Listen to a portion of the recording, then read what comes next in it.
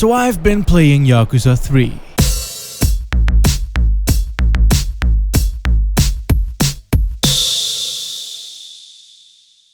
SEGA Corporation's Sonic Blue Skies and Sunny Beaches brings you your own sun-drenched tropical paradise encased in the claustrophobic low-poly trappings of yore. No sunscreen needed here, as SEGA Corporation will bring life to the lifeless for only $9.99.99. Gotta go fast, as this is a limited time offer only. SEGA Corporation will not be held responsible for nausea, eye strain, confusion, and erectile dysfunction. The story of Yakuza 3 takes place a couple of years after that of the second game. Kazuma, who has now put the Yakuza life behind him again, is now the proud owner of a neat little orphanage situated on a trademark SEGA Blue Skies sunny beach. Naturally though, his past still haunts him, which is exacerbated when the head of his Yakuza family and butt buddy from Yakuza 2, Daigo, is shot by a man who looks exactly like his deceased father. And to top it all off, government officials are threatening to waltz all over his orphanage in order to build a SEGA Sunny Beach resort. A shit ton of infighting starts happening within his former clan, and basically everything that could have possibly gone wrong goes wrong. But don't start rubbing your nipples just yet though, as after that, the game cuts back to a year or so before that incident and he has spent some time at the orphanage living the islander lifestyle leading up to the event. Now, before having actually played this, I had already received word that this was supposedly the worst game in the entire series. I have since found out though that worst game still means that it's better than most games, but I can totally see where these comments are coming from. Thing is that besides a few gameplay snacks, what I'll get into later, the whole islander lifestyle thing quite drastically changes the general pacing of the story. For one, there isn't really much of a main villain. The previous installments both established who the Big Dick Daddy was almost instantly, and the entire game was slowly spent building up to that, eventually accumulating in pure unbridled hype. But Yakuza 3 is more about uncovering a mystery and trying to save the orphanage, which makes the plot feel a lot less immediate. Instead of epic rivalries, you get wrestling matches on the beach and lots of comic relief. And don't get me wrong, the cutscenes are still impeccably well directed, and the voice acting and writing are still fucking great as well, but for a game about beating up dudes, everyone sure is really goddamn nice. It's like playing a fucking Animal Crossing game. Jesus Christ. In a way though, that's also the series' biggest strength in my book. These fucking characters. I love all of them. That fucking feel I got when seeing people from the other games interact again and while revisiting older locations is such a huge fucking testament to how well the storytelling and characterization are done in these games. It's really quite impressive considering most video game narratives die completely the moment they span across more than 2 entries. So to see this being kept as fresh as well as it is by them taking time to introduce new things along with the old, easing you into it whilst also making them feel right at home is fucking great. There isn't any sequel baggage is what I'm trying to get at here. And those new things are pretty fucking awesome as well, especially the somewhat aimless but much bigger cast of baddies, who are all despicable in their own right, and I hated every single one of them in the best way possible. Seeing Hamazaki perform sheer acts of sadism, for instance, or seeing Kanda being portrayed as maybe a bit of a potential rapist, gives you more than enough reason to want to fuck these guys up.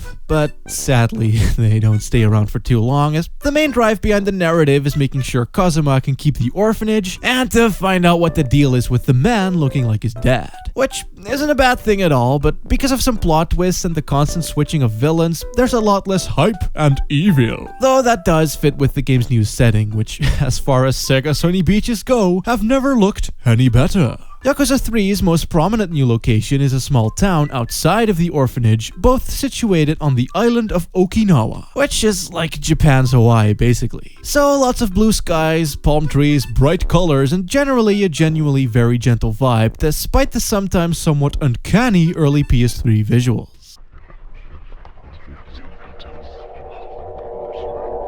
The previous games were more or less the same mechanically. 2 was a bit faster and snappier as a whole, but when looked at side by side, you'd be forgiven for thinking that they were one and the same. And honestly, that's why it's taken so long for me to get here. Shit was great, but not like over 40 hours in one sitting great. My fear was that if this game were to be too similar, it would become monotonous and samey once experienced back to back. However, that fear was pretty much unwarranted, as Yakuza 3 is actually just the same game once again.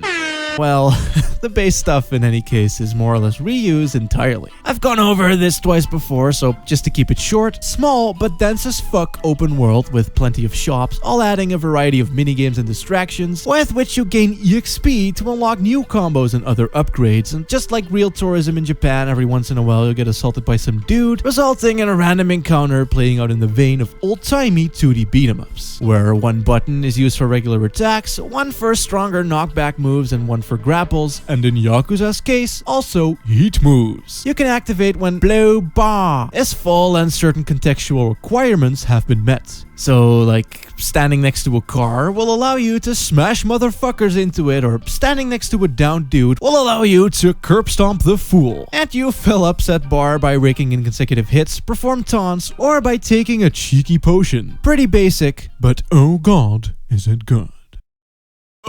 Most of the changes and improvements regarding the combat though, while definitely noticeable, are still fairly minor. The biggest one being how fucking fast everything is now. No more loading screens upon random encounterage, Kazuma's walking speed is now fucking ridiculous, and even your heat bar charges up much faster. A big reason for that is that there's now plenty of new ways for you to charge said heat, with things like blocking and dodging now adding to blue bar, and even some DMC style taunts that'll add a cheeky bit of fighting fashion to your passion. I don't know what the fuck I just said. These additions don't only ramp up the speed of every single battle, but they also reward you for doing more than just mindlessly mashing away at buttons. To be fair, that probably isn't how you should be playing these games anyway, but if the game doesn't really do much to encourage otherwise, I can't really blame anyone for doing it either. Especially when shit like blocking or dodging can be easily avoided by simply decking yourself out with health items, considering money is never an issue. So, as it was my biggest complaint with the last two games, it's good to see them finally utilizing more ways to increase heat. Also, the fact that you're engulfed in flames now is probably the hypest thing ever. What doesn't particularly help though is how they repositioned the camera to be a lot closer to the action. Like, shit's great when casually exploring, but because of there not being a way to properly lock on still, paired with the now much faster overall movement speed, pulling off heat moves can be a bit of a tit, as aligning oneself properly isn't all that easy to do sometimes. But other than that, most additions to the combat are fucking great, and Kazuma can even learn new moves by making blog posts about stuff. Sure, it can be a bit awkward still, but I can't really say it bothers me all that much at this point. I mean, it's based off of 2D beat-em-ups, and those were never meant to be highbrow. So it keeping it as fresh as it does by adding stuff is pretty fucking awesome, if you ask me.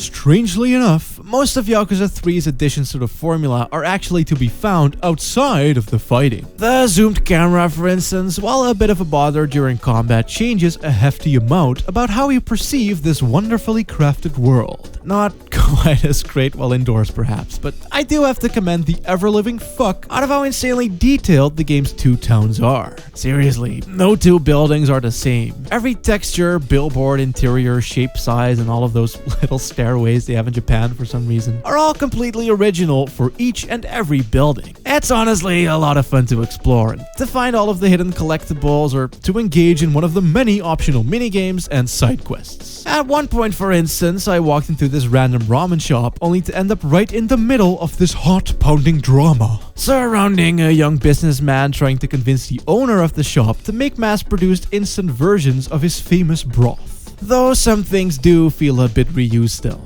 Like, you can be on this thematically and atmospherically completely different island, step into a pawn shop and end up seeing the exact same layout they've been using since the first game. Only now with some fancier textures, of course. Which is fine considering the insane amount of content it does add, not to mention the initial quality of what it builds upon. But I am getting a pretty good idea of how they keep cranking out these massive big dick games as often as they do. They recycle and improve. But in any case, this is, hands down, the best Japan tourist simulator series out there. And it even has this cool little beat 'em up minigame to boot.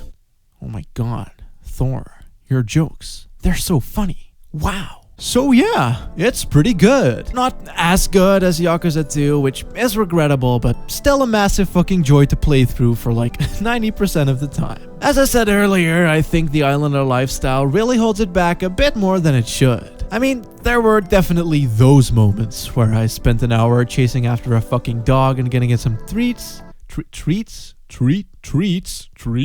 Only to then come home and have to resolve bullying amongst the kids. To say that I wanted the game to move the fuck on already at that time would have been quite the fucking understatement. It's like they tried to stuff a slice of life story arc into a fucking beat 'em up, and while it is very competently told, I can't help but feel like that may not be the best match. And also, I guess I was kinda hoping that it would add a bit more. Though that isn't to say that this is at all a bad game in any sense of the word. The story has some amazing moments still, both hilarious and emotional, and in conjunction with the gameplay, it still creates the now typical, lovable, addictive mess. Plus, I don't think I've ever got roofied in a game before either, so yeah, solid 10 out of 10 from me. But could Yakuza 4 finally fix some of the minor issues and introduce enough things to make it fresh, yet retain its glory? Find out fucking weeks from now or some shit when I finally decide to get off my ass and review it.